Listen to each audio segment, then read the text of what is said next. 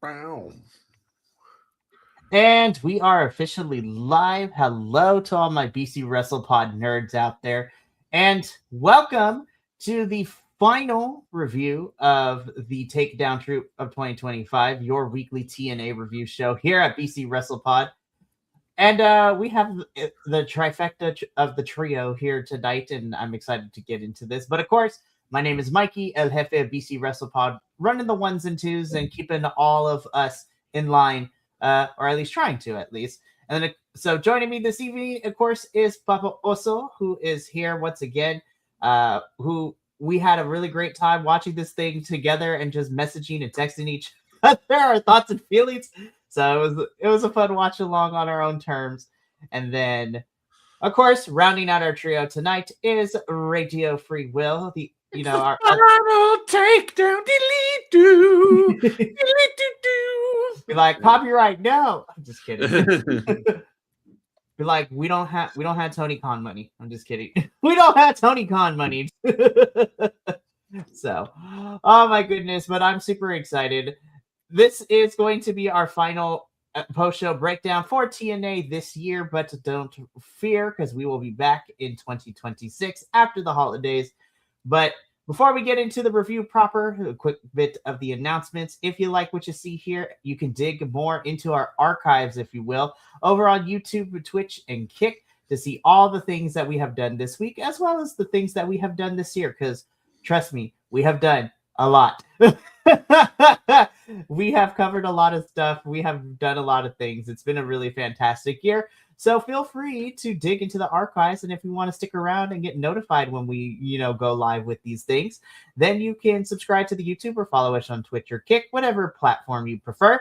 If you're looking for something more manageable but still want to be able to interact with us, then maybe the social media place is for you, because that is where we report, have our report cards, our previews of the show. So we do predictions, and it's a great time.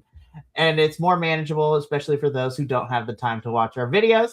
We also have merchandise available at our shop, bcwrestlepodshop.fourthwall.com. Link in the description of all the videos below to find that information.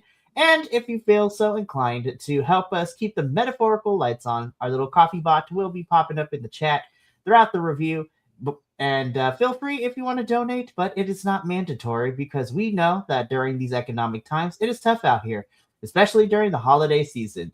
So only if you feel comfortable and are okay with doing so, please do. But if not, we're happy you're here anyways. Alrighty.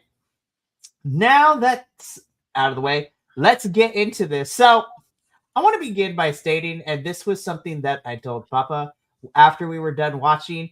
I was just like, because usually TNA episodes are usually an hour and a half, hour and 45 sometimes, especially if we're watching on the app of TNA Plus. And by the end of it, I was just like, wow, that episode kind of flew by, and I'm not as mad as I normally am or frustrated. So I was like, this is a pretty solid episode.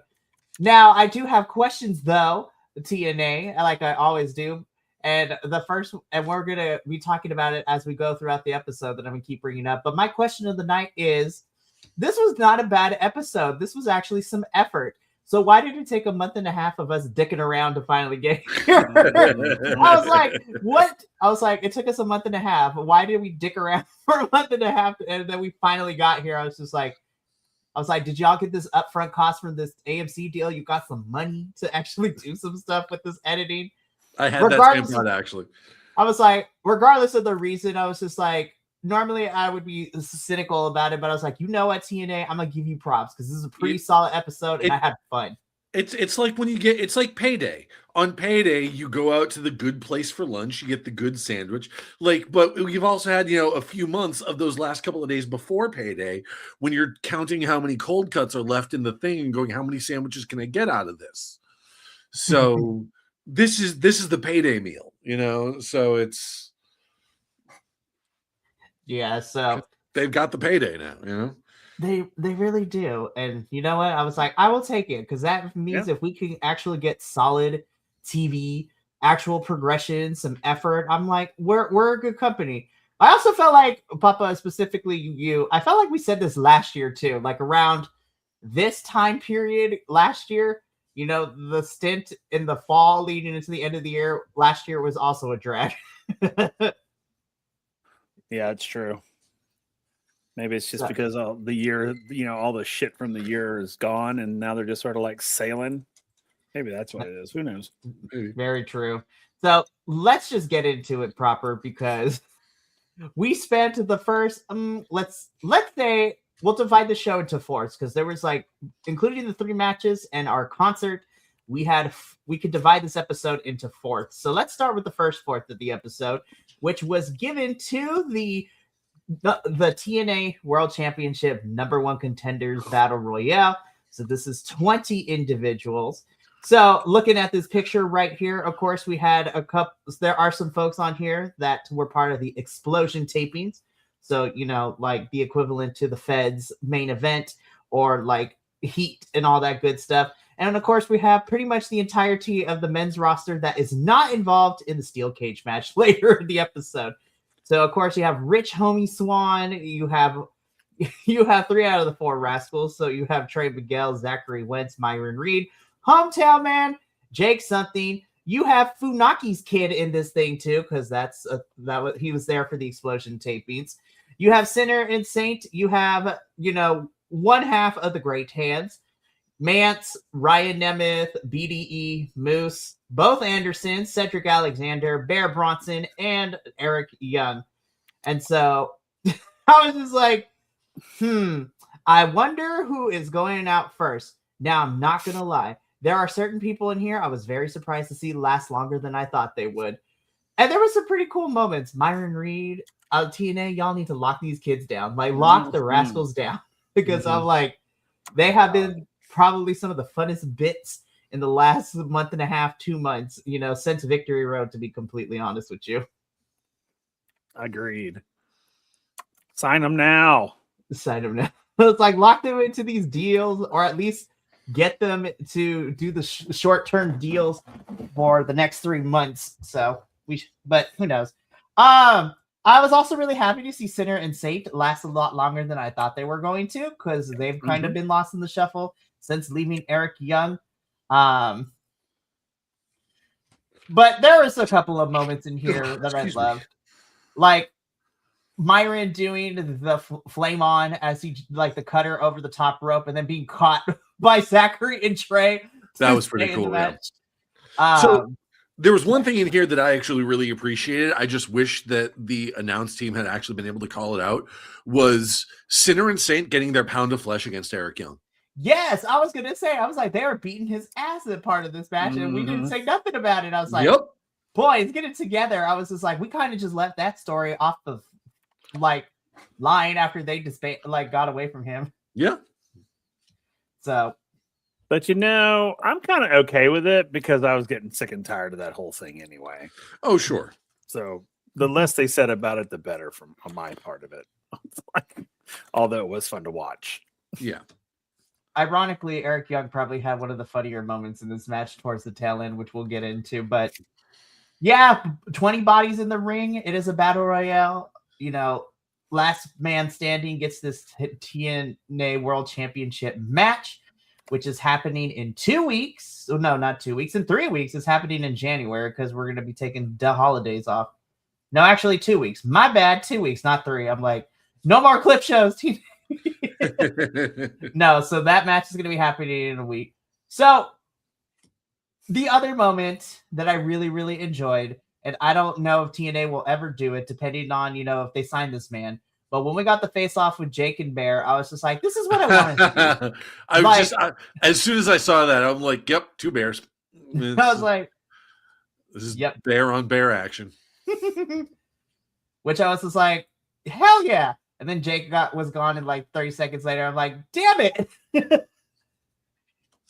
I listen, I love Jake. I think I've also seen his stuff in, Deadlock Pro Wrestling too.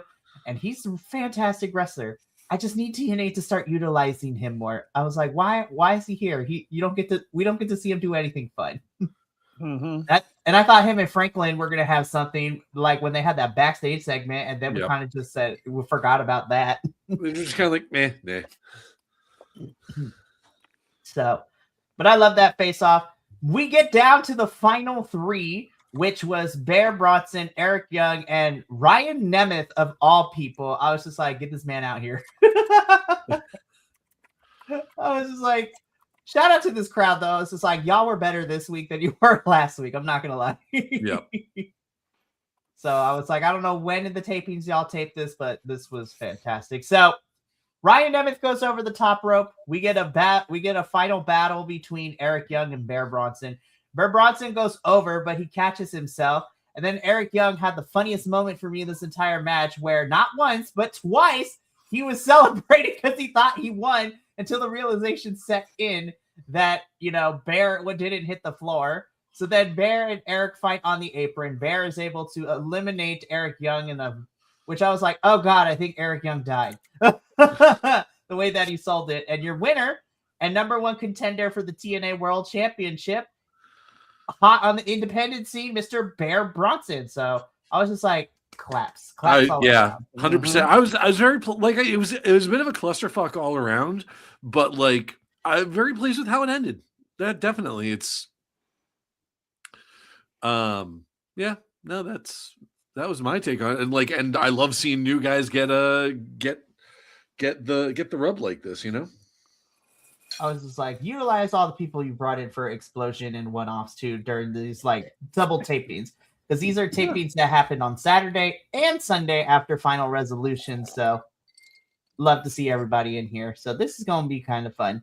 And it was at this point I was just like, oh, TNA actually picked someone I like to win. I was just like, there's a change in the energy this episode. We'll see if it continues. Yeah, honestly, the whole time I was here going like, it's gonna be Moose or EY. That's all there is to it. Same. I thought I was just like, well, it's gonna be one of these two, right. And I was very happy it wasn't. Yeah, there's a wind blowing in from the east, and his name is Bear Bronson. Anyways, so Bear Wind. Bear Wind. We love Bear Wind. Okay, so after this match, we get this promo from our NXT team in this cage match. Was it corny? Yes, at the end. But I'm like, this is the energy I need. Oh my God, you're not kidding. I love this screenshot, though. Like, Santino, like, I know everyone else is being all tough and menacing and stuff, but buddy, it's okay. You're Santino Marella. You can just do Santino Marella things and you'll be fine.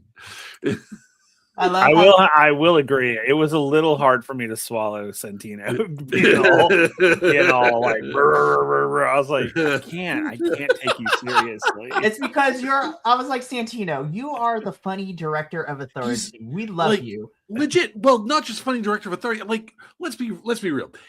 He's one of the best comedy wrestlers probably in the history of wrestling. Like if they could get him to like take a weekend off of TNA and head up to Canada for a weekend of mystery wrestling, he would have a blast. Okay. 100%. But like, yeah, it was just, it's like, we're going to be tough. You're getting in there with some dogs. And Santino's just like, yes, the dog, I am the dogs. Yeah, I know. I was like, ooh. All right, Santino, I love you, but no. Yeah, but the other four, I was like, you know what? Works for y'all. Of course, Mike Santana is leading the charge of this whole entire thing. And I was just like, hell yeah. I was just like, I know I cover NXT and I actually like the talent over there too. But it was like, yeah, send the B squad of NXT and Evolve back to where they belong. Indeed. I was like, I'm mad that it took us a month and a half to get here, but hey, we got here. So yeah, at least we got here. Though, Matthew, we're going to talk about you because you did not contribute to the cage match, but that's because you were kidnapped by the Righteous, which we're going to talk about at the end of the show. I was like, Matthew. Though Matthew did get thrown into the stairs pretty hard upon walking towards the cage, which we'll get there. I was like, ooh, that was gnarly. Loved it, though. So, Team TNA is ready to send NXT back in the steel cage match that is the main eventing later in the show.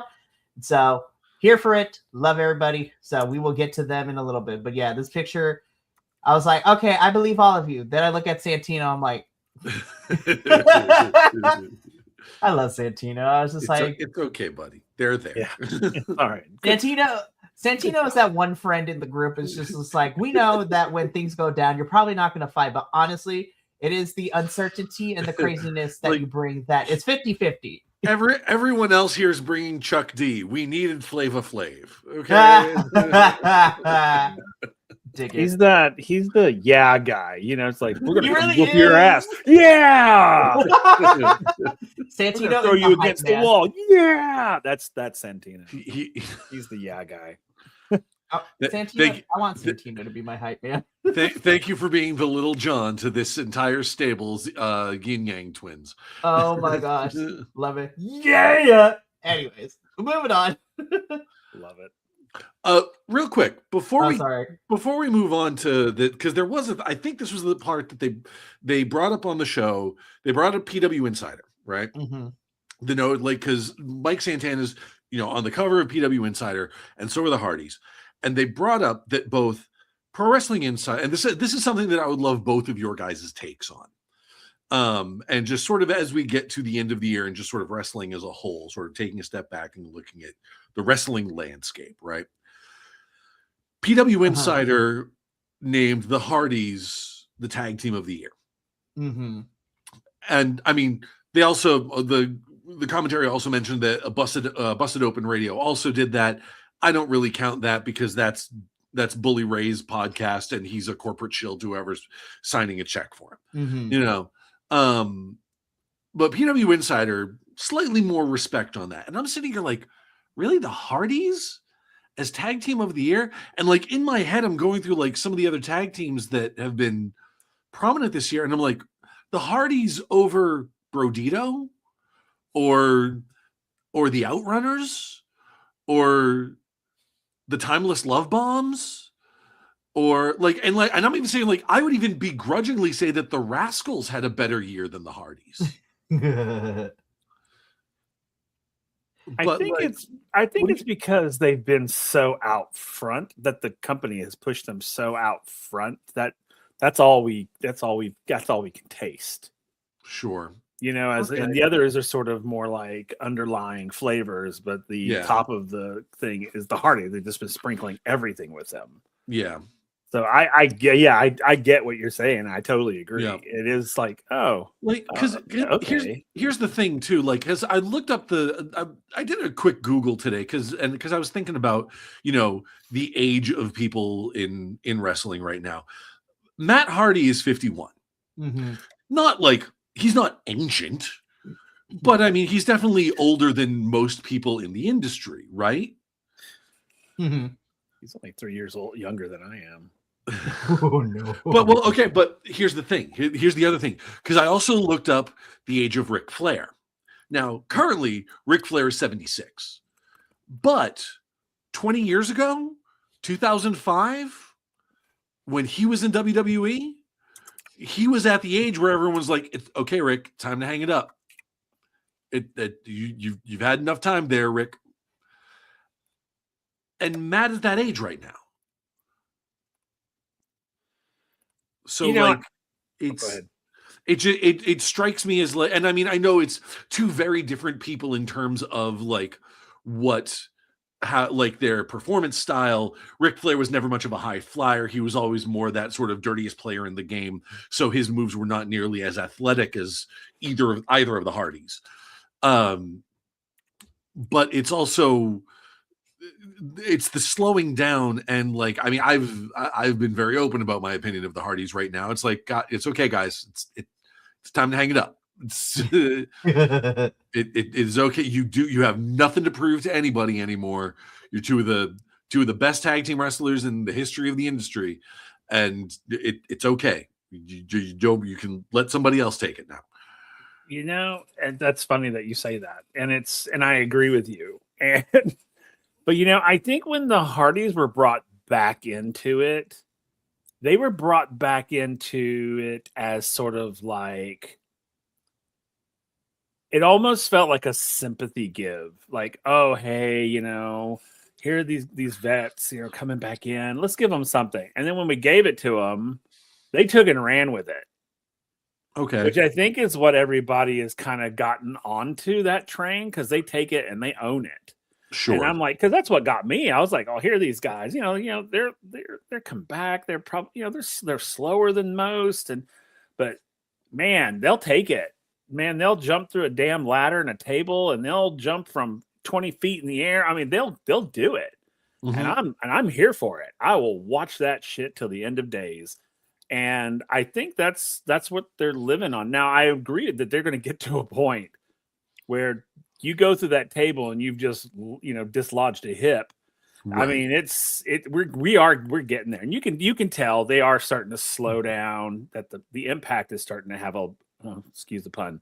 Yeah, is truly having its way with them right now, and because even I've noticed it that they've been kind of one of the most obvious examples of that to me is when they do poetry in motion now, because when they do like Matt still gets down on all fours for the springboard thing, but Jeff never goes into that like heel kick that he used to do. Like now it's just kind of like a splash, it's just kind of a body splash clothesline kind of. And I think we're going to see them retiring soon. Sure. Oh yeah, absolutely. I mean, I think they're going to go out with a bang. Mm-hmm. And maybe that's what they're setting up with this whole righteous thing. I don't know, but I agree with you. Yeah. I think they're going to be going. I think they're going to be going soon. Sure, sooner than we probably think they were. Yep. Mm-hmm. So, since Radio, you brought up the PWI tag team list for this year. So I do have the top 10 teams. So this is ranging from all professional wrestling, and this also includes women's tag teams too. So without getting into too much of a discussion, the top 10 tag teams this year are the Saito brothers, which are from AJPW, so Japanese wrestling. Number 9, Alexa Bliss and Charlotte Flair. Number 8, Sky Team. So I'm assuming any form of the 3 members of Sky Team, whether that's Místico, Neon, and Máscara Dorada. 7 is Brodito. 6 is Fraxium, Nathan Frazier and Axiom. That tracks. So number 5 is the Street Profits. 4 is Los Hermanos Chavez. So, Angel de Oro and Niebla Roja and CMLL, who've been holding it down, who are now also not only CMLL tag champs, but they just gained the New Japan Strong titles too last month. Number 3 is Wing Gori, which is a tag team in Stardom, and those girls are fantastic. Number 2 is the Hurt Syndicate, which is Bobby Lashley and Shelton Benjamin. And then, of course, 1 is the Hardys. Poor Outrunners didn't even make the top 10. That's bullshit. Hopefully, we need more of them and Dalton Castle on my screen. Oh, yes. 100%. So hopefully in 2026, that'll be changed. But yeah, so that is the list. All to say is that the Hardys plus Backlund, Santana, and Santino are ready for this cage match. I was just like, I swear to God, if you don't announce that Bear got signed to TNA, we're going to be mad. Because I was just like, why is this probably one of the better promos we've gotten in the last 2 months? And he's not even an actual full-time talent. Yeah. I was like, I need this energy in all my promos. What are we doing? So here's this. I'm biased, right? Because I'm a big Bear Bronson fan. Even since Ring of Honor and AEW, and I've been following him on the Independents and GCW and all the other places he's popping up.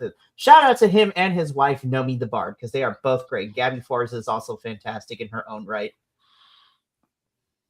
So I'm biased. I like Bear in general. However, what I appreciate about this promo, especially for those who may not be following the Independents, we got a taste of, Bear's journey so far. I mean, he's been grinding on the Independents recently. He shows off his deathmatch scars, which I was like, ooh, cool, kinky. But no, what I liked about this promo is that not only did it have the energy and the passion that I want from a lot of people, we got a little bit of a taste, be like, okay, this is who Bear Bronson is. This is what he stands about. And he also addressed Franklin. And I was like, anybody tearing down Franklin automatically gets a win in my book. So I like this. I like Bear. I really, really do.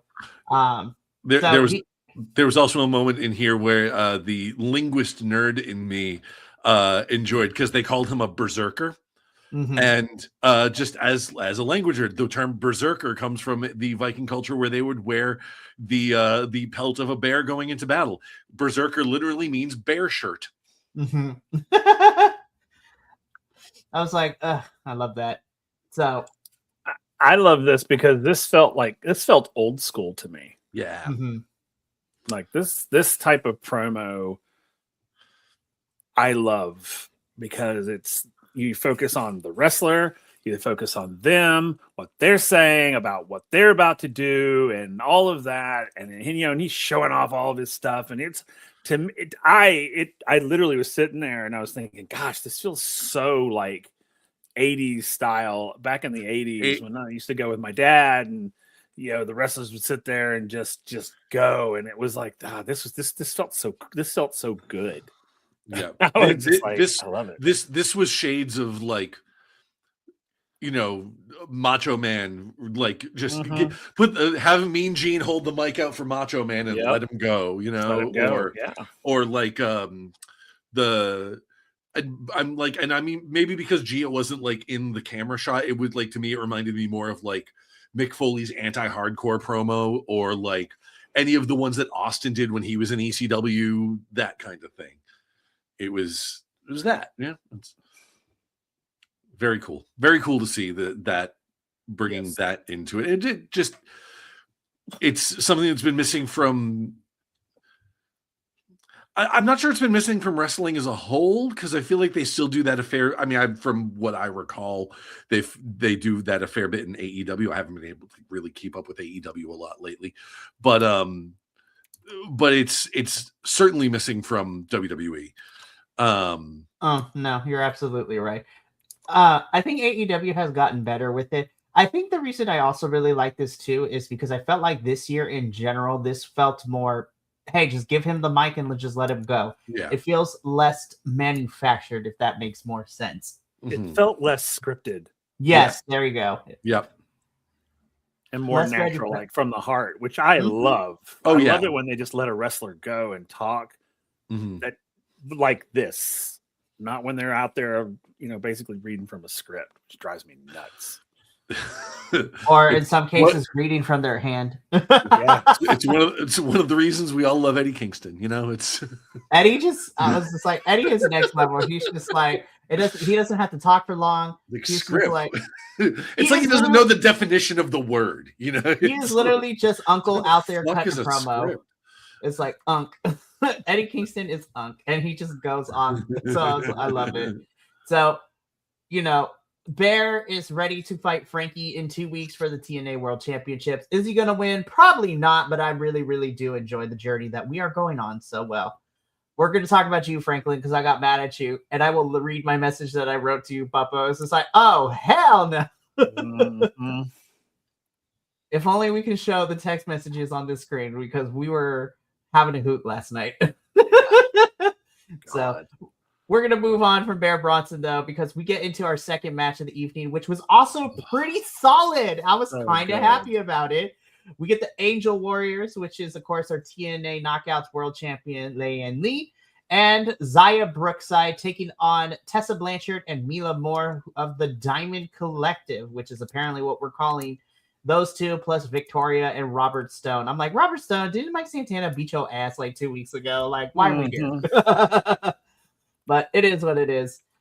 First and foremost, and I will always say this, and you get bonus points from me, I love it when tag teams actually have matching ring gear. I was just like, yes. If you are a tag team, get matching ring gear or have the same color scheme. Angel Warriors coming out in blue and gold. I was just like, those two colors just work, and I loved it. So, fantastic.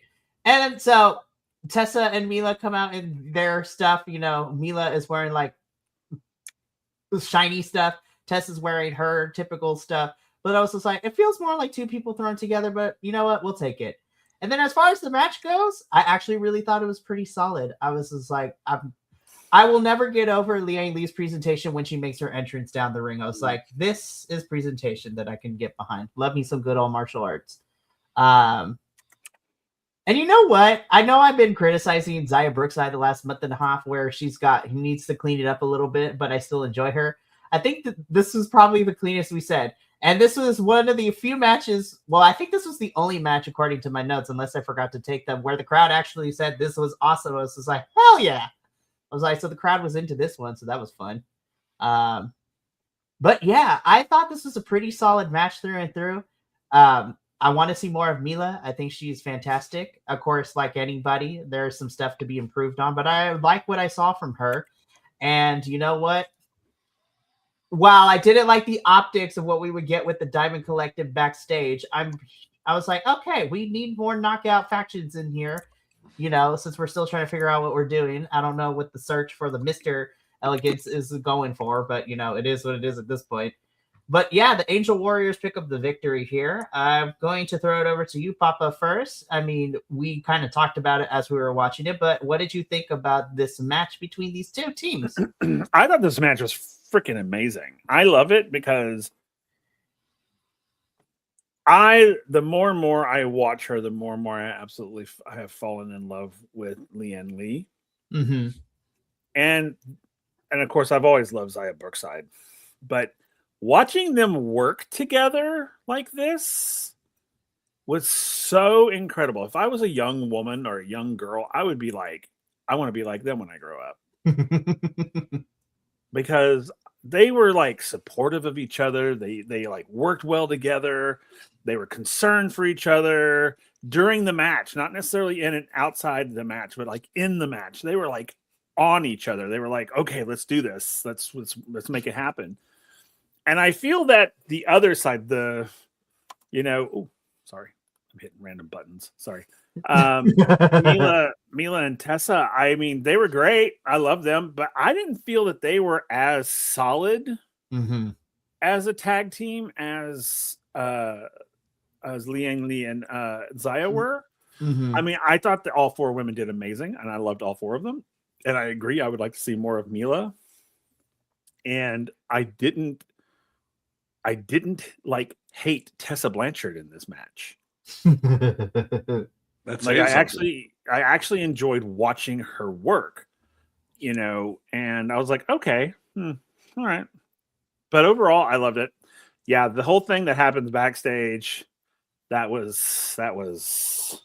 We'll get into that in a little bit. Yeah, that was something else. I mean, this match got a "This is awesome" chant from the crowd. Yeah, I mean, that's because it freaking was. Honestly, I think that's the first time I've heard that in TNA. You know, like in the last few months of me watching it. Yeah, that's the first "This is awesome" chant. And yeah, they earned it. Yeah, and I was just like, again, I don't know whether this was Saturday or Sunday's taping, but shout out to the Texas crowd for this one. I was like, you guys were actually pretty good. Not even for Final Resolution, you guys were pretty good, crowd. I was just like, because the last couple of crowds we've been to, I wanted to reach through my screen and strangle them collectively. Oh, God, I was just like, y'all suck. Because, yeah, the crowds that we've gotten so far this year are either like, you're not reacting enough, or, all right, settle down. Y'all are getting too out of hand. I was like, calm down.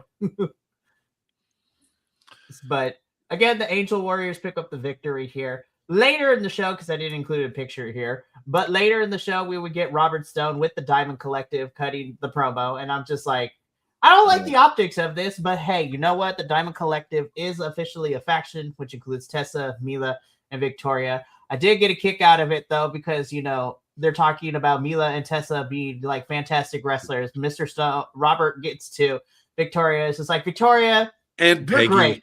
And Victoria is just there. She's just, again, she is the friend that she's like, yeah, she is the hype person. she's the Peggy Schuyler of it, you know. But yeah, the optics were a little weird. I was just like, Robert Stone, you got your ass handed to you 2 weeks ago. What gives you the credentials to kind of be the hype person for these three? I was like, no. Here's the thing about it, and this is what I'll say, and I won't say anymore. But because optics are very important, I believe. And this felt less like a hype man and more like an abusive husband. And I'm like, because he Yeah. wasn't inspiring them. He was scalding them. Yeah, It it was dance mom energy. was gross, is what it was. And I Not was just dance like, moms. I was just like, I couldn't. I was like, oh my god, ugh. Oh god, it was giving toddlers and tiaras too. Oh no! Why did Yeah. you do that to me? But it's true. It wasn't a pep talk. It wasn't a, you guys are amazing. You know, when you're trying to build somebody up, even if they're heels, you got to be like, hey, you know what? You guys are the best fucking bitches out here. You guys need to go out there and you need to Delusion show them is the how best fucking type of amazing pep you talk. are. Not like degrade them like he was doing. And I was like, dude, get the fuck out of here. And then when Tessa takes over, she's like, yeah, you're right. I'm like, Tessa, you need to lead this group. Believe it or not. Tessa, you need to be the one that's doing talking for right now. Ugh. I was just like, Yeah, it was. yeah, the optics were very weird. That's all I'm saying. Yeah. Robert, you need to leave. Yeah, God. Find a purpose, dude. It's like he's a hot mess right now here in TNA and in NXT too, but you know, that's not what we're here to cover. All right, but let's keep this going though, because Dani Luna was watching this match backstage. Of course, she got busted upside the head during her dog collar match last week against Indy Hartwell.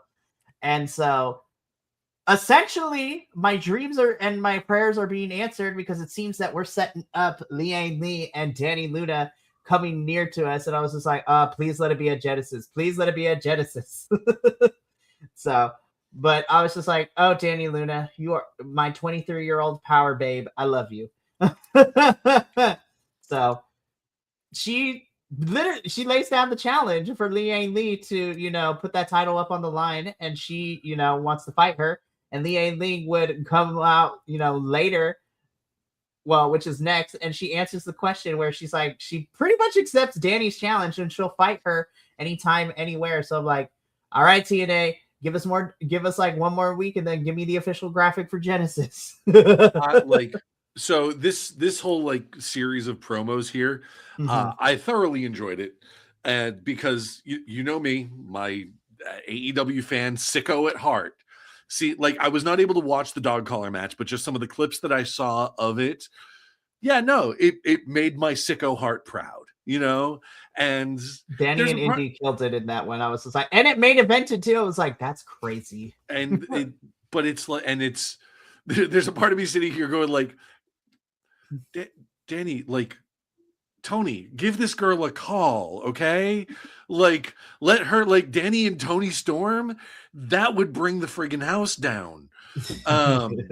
But no, but like between that and this, especially with Liang Lee ending it with like with anytime, anywhere, bitch, and it's like, what, are you stealing Okada's bitches now? I love it. And I was just like, again, it took us a month and a half of dicking around, but we're actually getting build up to stories and feuds and progression of things. So I was just like, God, TNA, I love you and I hate you at the same time sometimes. So it's just like, but I also felt like this is how it was last year too. We dicked around last year towards the end of the year, then things got better. And let's see how many of these plot threads actually follow through into anything. That is very true. We're going to see, because all roads right now lead to Genesis. So we're going to see if they actually lead to Genesis. Because right now we only got 2 matches so far officially announced. We got Mike Santana. Well, at this point of the episode, we still have Mike Santana versus Frankie. Commentary said something that I scratched my head a little bit. I was like, did we misspeak? But no. So we have Mike Santana and Frankie Kazarian at Genesis. And then we also have JDC's retirement match, which is against Edwards. So those are the only 2 matches officially announced. Of course, because of last week, we are getting Leon Slater and Cedric Alexander part 2, probably, since Cedric won the 6-man, you know, #1 contender match. I'm pretty sure we're going to get Liang Lee and Dani Luna on that show as well. And basically, yeah, we'll get into it in a little bit, but very good series of promos. And I was just like, let's see how these plot threads lead to Genesis. Okay, let's talk about it. Fast forward. I mean, what? No, it's God bless. This was a long segment. I was just like, the crowd booing Tasha, though. I was just like, I love Tasha, but that was the right choice. Tasha, you gotta talk. Just talk over him. Just do it, girl. Like, honey, please. Like, you're a heel and you're a wrestler. You know how to cut a promo as a heel wrestler. Just talk. Just go and say something that will get them to shut up, rather than just letting Elijah go. Like, all right, no, you got 10 seconds. You know, it like, honestly, it reminded me of, what was that? The classic promo off of Cena and Reigns, when Cena was just like, "It's called a promo, bud. You're gonna have to learn how to cut them." This was during the United States Championship Open Challenge run. So it just like, this was a long segment. So we got like almost a 10-minute concert, which I tuned out at this point. oh yeah, I was like, Elijah, I love you. I really, really do. But I tuned out of the concert. Then I will say the visual of them like carrying the podium everywhere apparently is a thing now, which I kind of got a crack out of. I was just like, okay, this is kind of funny. And then I'm like, Tasha, girl, I know we can cut a promo and you could be, I want you, bring back the Boricua Badass Tasha Steelz moniker. That is what I need. This is like, because when her and Kiera Hogan were tag champs like 3 years ago here in this company when we first started TNA, that's the Tasha Steelz I miss. Yeah, like, see, now she's like all subservient, and I don't like that at all. Like, I need the Tasha Steelz back from earlier this year who went through a whole table with Mike Santana. That was legit. I need her to stage a coup and take over Mustafa Ali's position. That would be hilarious. Because she is better than what she is right now. And I'm just, to me, she just feels weak now. And she used to be like, when she walked into a room, she was like, listen here, bitches. And now it's like, hey now, y'all need to, now y'all stop. Yeah, you don't know. And I'm like, what happened to you? Yeah. It's been a rough year for Tasha. Not even a rough year. I would say it's been a rough 6 months because like I legit liked her, leading into Rebellion, where when Mike Santana put her through the table and when Cedric Alexander Lombard checked her later, and she sold the hell out of that. But since then, since Rebellion, even for this whole entire faction of Order 4 has kind of just been so dumb. Like the buck stopped after Mike Santana beat Ali at Rebellion this year, because I was just like, this is actually a pretty good story. I was enjoying it. And then the faction went downhill. So Elijah gets interrupted by Tasha on the mic with Agent Zero at her side. Ali comes out. Elijah and Ali have a bit of a back and forth, but it felt more one-sided. I was just like, and ambush begins in 3, 2, 1. Elijah gets attacked by the Great Hands. Elijah fights them off. Ali, baits him to fight him on the stage. He grabs Tasha, and I was just like, oh, if you actually do something to her, and the optics of it, outside of professional wrestling doesn't sound great, but it was just like equal rights, equal fights, right? Yep. But of course, then, as I said to you, Papa, Elijah gets El Kabonged by Ali. And this is how we end this segment with this picture right here. It was so predictable. I mean, all of it. Mm-hmm. And I'm so over. I mean, it's like Order 4. Come up with a new thing, guys, because we know what you're doing. Every single time you show up, we know what's happening. There's nothing surprising. Nothing surprising happened in this entire segment. And therefore, I was like, this could have been an email. Or a voicemail for all I care. I mean, just, it could have been a text message. Something I can delete quickly. Check out Elijah's new song on Spotify. Oh, yeah. He got his ass kicked. Honestly, that is the best way to summarize this whole segment. Yep. Now, on the one hand, as annoyed as I am with this whole thing, at least we are building, outside of the championship feud. So it seems Ali and Elijah are going to be fighting for a little bit, which on paper should be fun. I just don't care about how we're building it right now. We got to change some things right now about it. Yep. Alrighty, let's keep this show going though. I'm not gonna. This made me laugh. I'm not gonna lie. It really did. I actually did laugh at this. I will also admit I learned something because I forgot that Moose never has gotten his rematch for the X Division Championship after losing it to Leon Slater. I'm like, oh shit, you're right. There was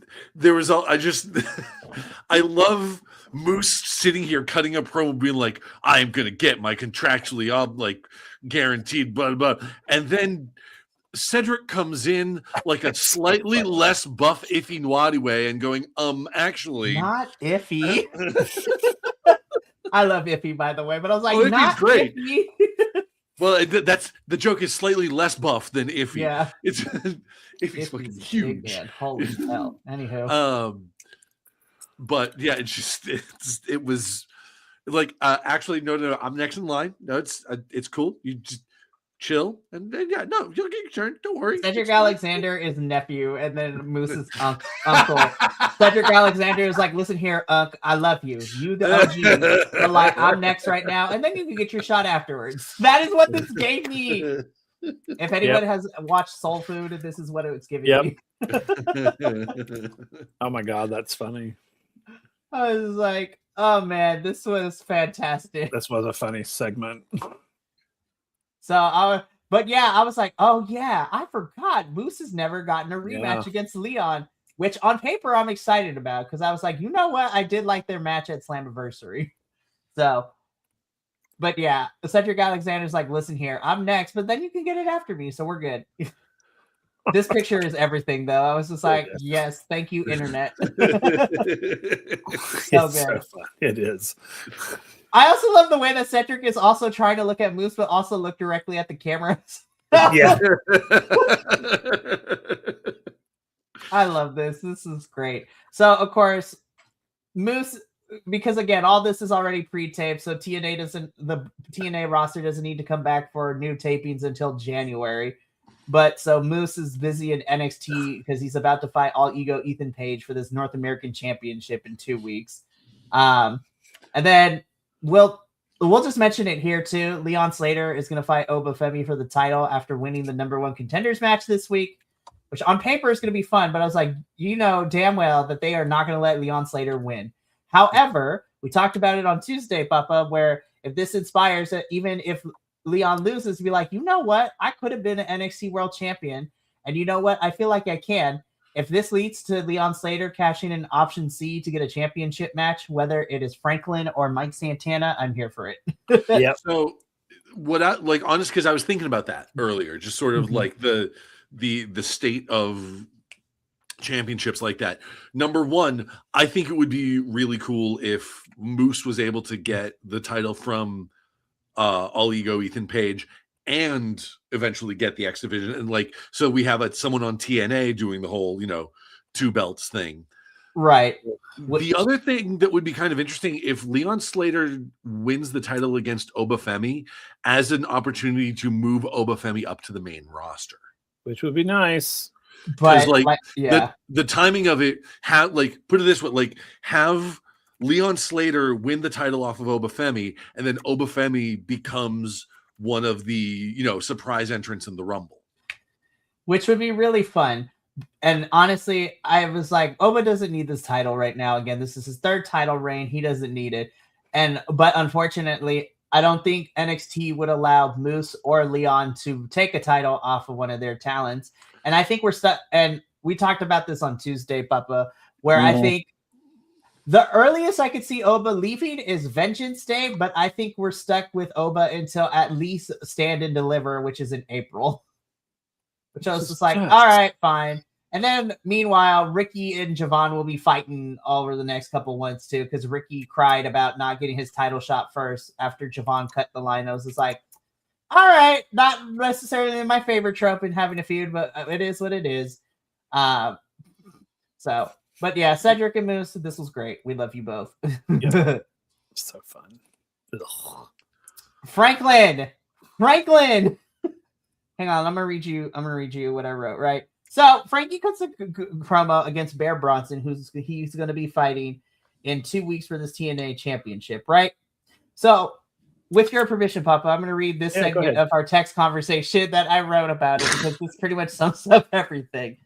Let me see if I can find it. Because I'm like sitting here and I was like, oh, okay, Franklin, this is pretty dope. And then when you started talking about Bear, I'm like, oh, hell no. Let me see. I was like, what is happening?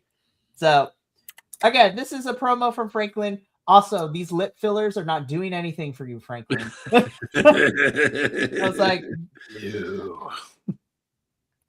So I was just like, absolutely not. I was like, go, we need to stop. So this is what I wrote, right? Well, okay, so leading into, because we got, so I'm going to preface by saying this. This part of the conversation starts, it starts with the Elijah promo going into this one, right? So starting with you, Papa, you're like, please take Agent Zero out during, this was when Elijah was walking up the ramp. I was like, that would be amazing. Elijah got El Kabonged. And then you wrote, that was some bullshit. And I was like, oh, you mad. You wrote, indeed. So fast forwarding, NXT, can we get back to our own sandboxes, please? Which is very fair. Because I didn't even include the picture of the NXT promo. I was just like, nobody cares.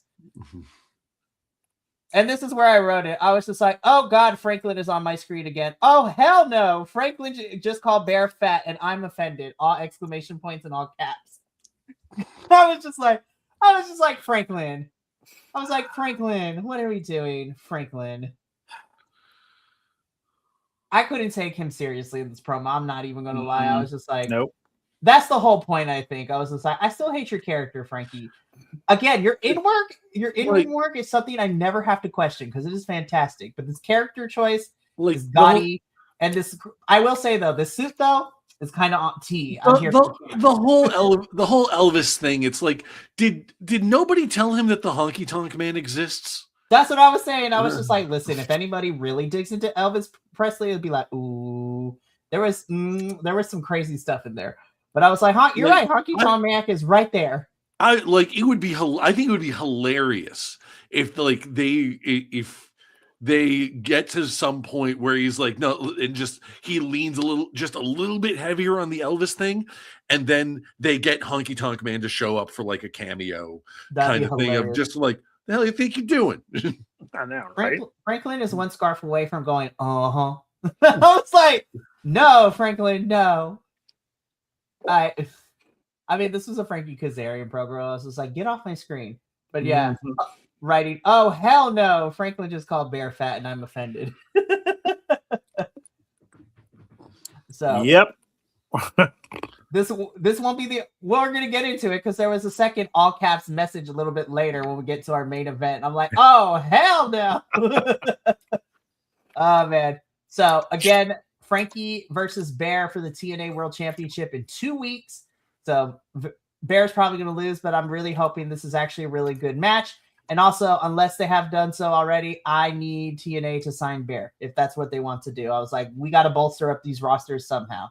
Yeah. But we're going to move on from Franklin and his lip fillers.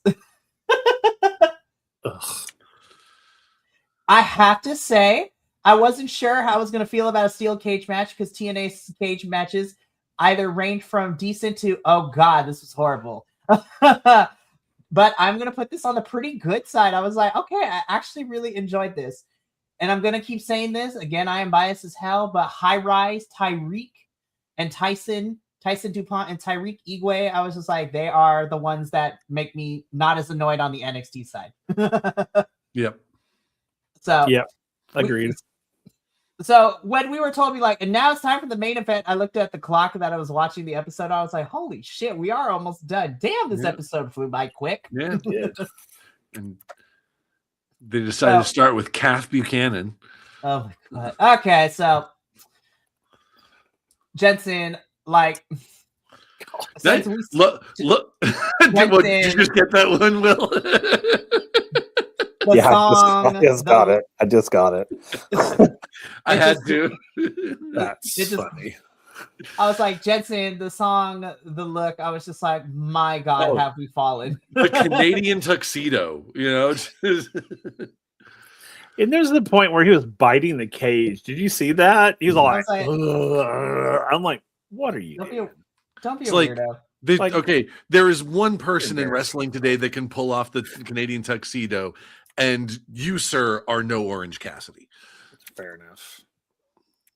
So before the match even started too, because I'm rereading these text messages now, right?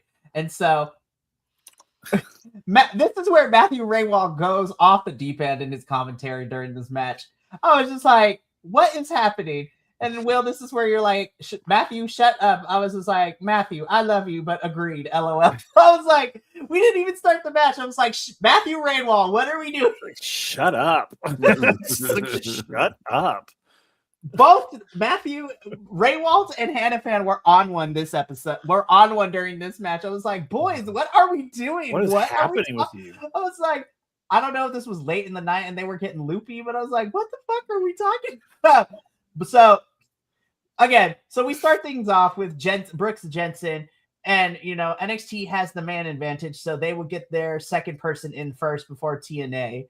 And then I was just like, all right, let's see who's coming in first. And then when we saw Mike Santana, I was just like, oh, Brooks is dead. I was like, you're done. I was just like, NXT about to learn the hard way. So Mike Santana, I love you though. I was just like, bro, get in this ring though. We spent like 7 minutes walking around, which I love. I know. I was just like, all right, Mike, get in this ring. And they're just like, he's like, hey, so there's a couple people who have yet to arrive, so stall. Okay, and let's say that bitch pulled up in a caddy, man. I was like, are you freaking kidding me right now?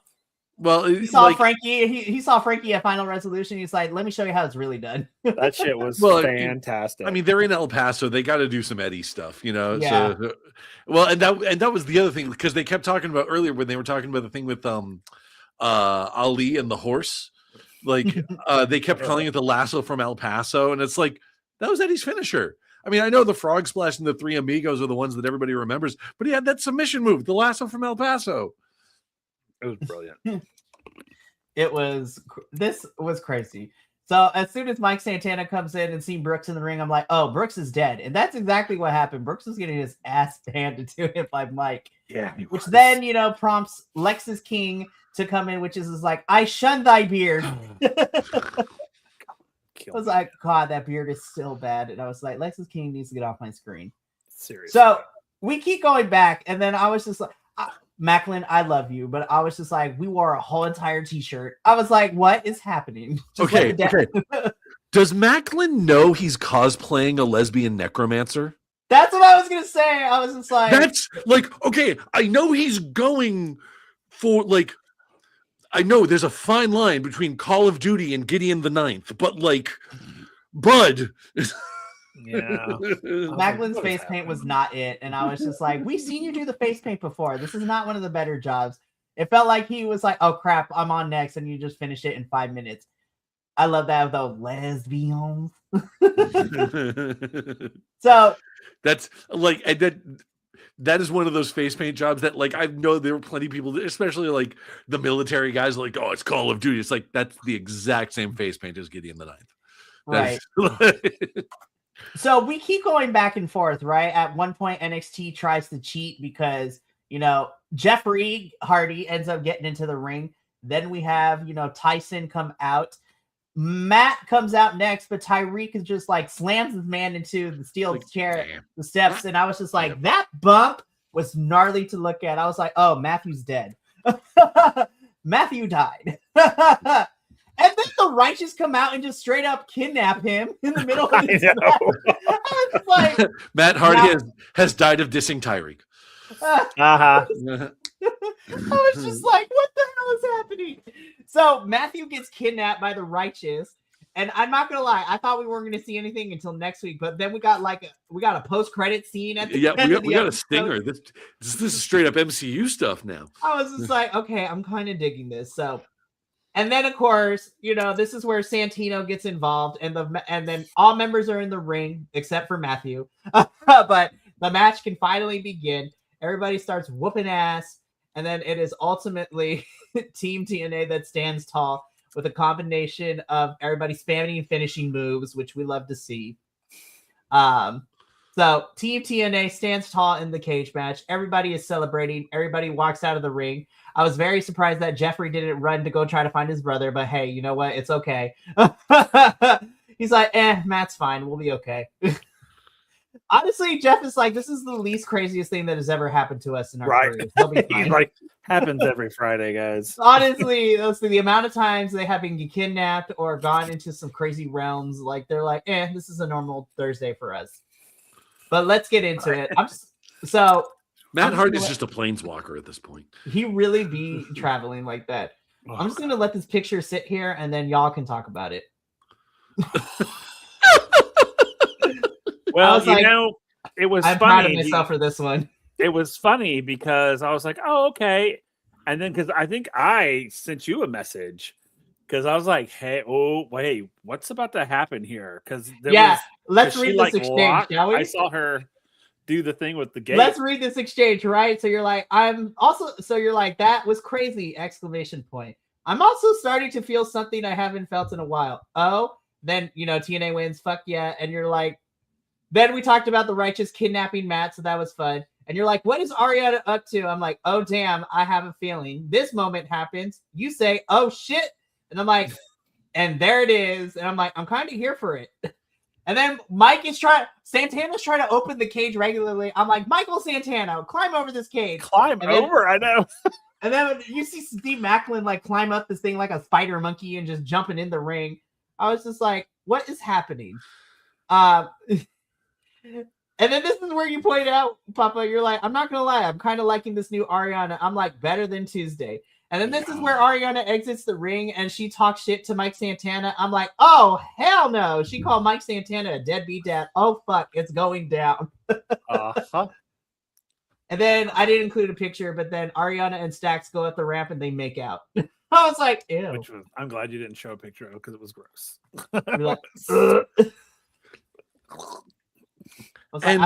I saw tongue and I was like, oh, okay.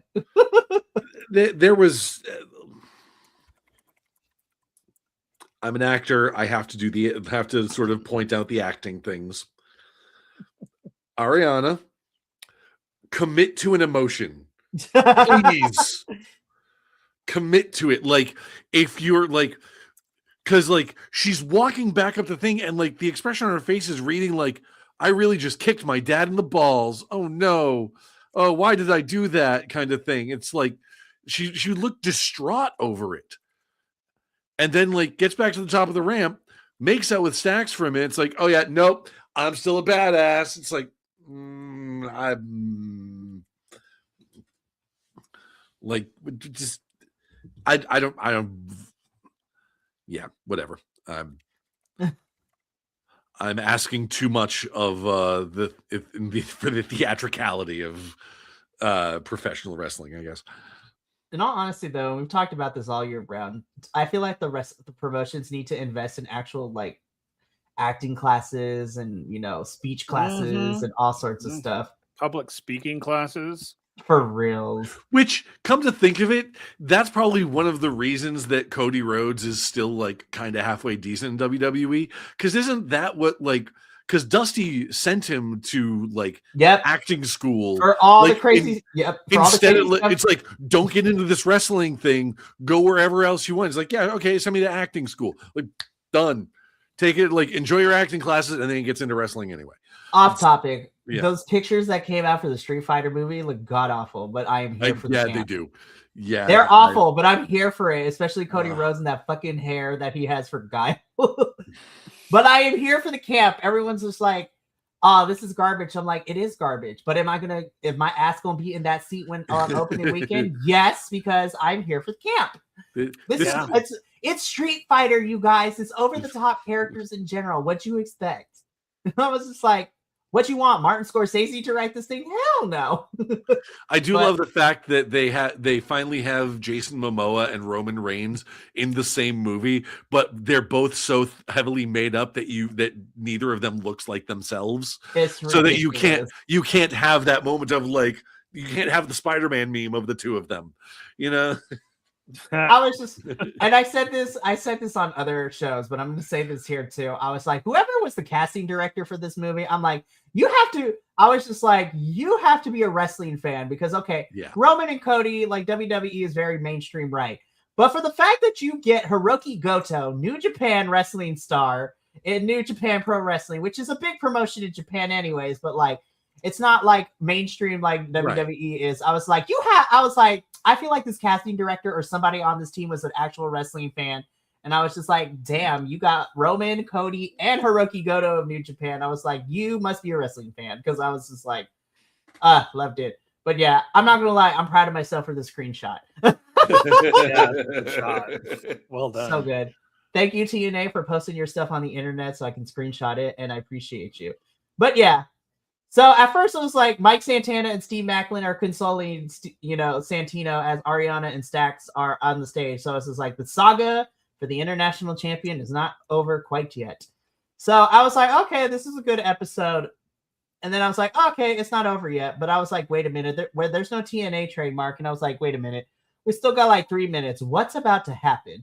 Yeah. We get a stinger, y'all. We get a post-credit scene. I was just like, oh, okay, TNA is actually kind of doing some great stuff, right? This shit right here was so much fun. I was just like, I'm here for the cult. So it was so funny. Like, I'm wondering, like, I'm sitting here going, like, they got to be trying to bring back Broken Matt. Like, this is going to be the next chapter of the Broken Matt Hardy saga. I'm telling you right now, even though they haven't made it official because of what we're doing, I was like, oh, absolutely, we're probably getting the Hardys versus the Righteous at Genesis. But I was just like, are we going to get the Hardys? Are we going to get Brother Nero and Broken Matt Hardy? That is the question. Regardless, I'm jealous that Will gets to witness either version of it live because he is going to Genesis.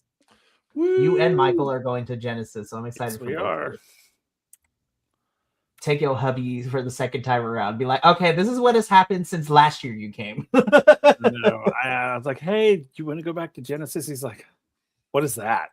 And I was like, it's the thing we went to in January. And he's like, I guess.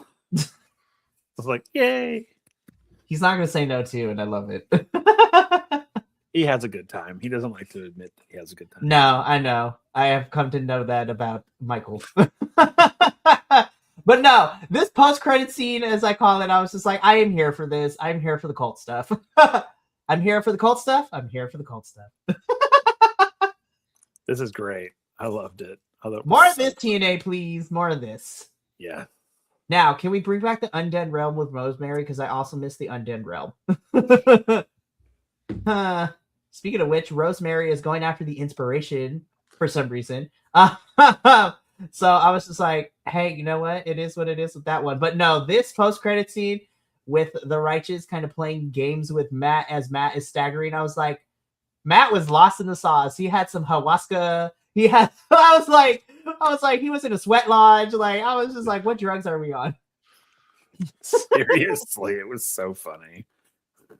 I was like, he hit the good. As silly as this was, I really enjoyed this because I was like, TNA, I need you to do more of this. Like, just play around with the world and the characters that you got on this roster right now. Even if this, honestly, it makes it fun. We've talked about it on the podcast before. Like, the doing stuff like this that's, reminiscent of Lucha Underground back in the day was like, it's awesome. Do more.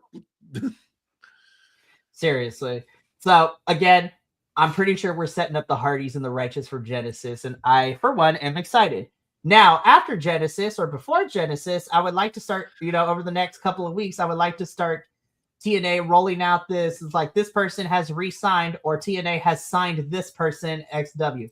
Low-key, I'm really wanting to see the Righteous get signed, and I want to see Bear get signed too. But again, you know what? If they want to stay on the independents for a little bit while, that's okay too, because I support them either way. But I've been enjoying Bear and the Righteous's run so far in TNA of what we've seen so far. So this should be fun. But that is it for the TNA review. And this is the final one of 2025. So we will be back after the 2-week break to, talk about. So guys, I don't want to alarm anyone, but the next time we're back for TNA, we will be reviewing the TNA episode that happens on January 1st. So January 2nd, we'll be talking about Bear's championship match against Franklin. Then we get another episode, but we are so close because, guys, guess what? On January 15th, our favorite type of TNA episode is back. The live TNA episodes with...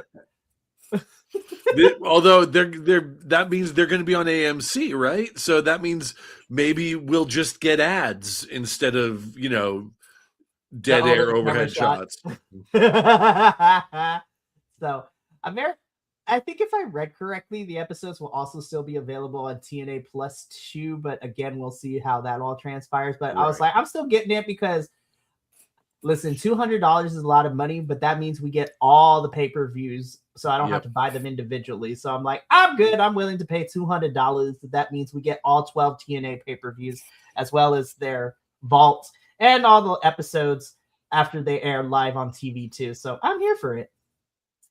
But that is going to be it for us here. And honestly, you guys, this is it. This is the final review of the week. But we still got one more thing coming down the pipeline this Sunday. Sunday is the Chaos Gremlin episode, as I call it. It is the end of the year podcast where I will be hanging out with our new podcasting friends, talking about the good, the bad, and the ugly of professional wrestling. It is going to be a clusterfuck, but I am here for it. Because I'm not going to lie, because last year I was like, not a lot of people came. There was only like 4 of us, which is still a good time. And I was not expecting everybody to show up. Guess what, you guys? Everyone is pretty much showing up for this one. And I was like, okay, I gotta figure out how we're gonna aesthetically make a bunch of people on my screen look good. I was not prepared for everybody to actually be there. So we are so it is BC WrestlePod colliding with the Nick Happy Hour Wrestling Podcast and the If We Had the Pencil Podcast. So shout out to Nick and his wife, Nikki, who run their podcast, who will be joining us. And then Sean and Matt over at the If We Had the Pencil Podcast will also be joining us Sunday night. It's going to be a 2 hours clusterfuck of craziness. So that's going to be nuts.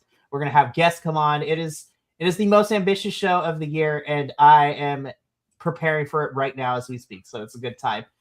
But once again, we will be back in 2 weeks to be reviewing, the penultimate episode of TNA as we get ready for Genesis coming up here in about 5 weeks. That's crazy that Genesis, our first pay-per-view, is in 5 weeks. But yeah, I would like to personally thank both of my Wills here, as well as our other co-host, JT, whose work schedule is being a bitch and not letting him be on here as frequent, but it is what it is. How dare you? But honestly, it has been a really fun year, boys. Thank you for being here, and I look forward to having y'all be here for 2026 because TNA. All right, we're going to see what the momentum is like going into 2026.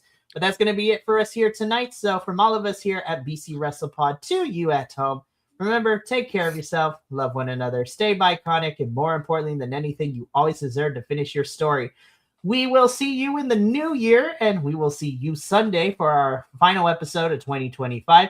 But until then, sayonara, adios, and until next time, peace.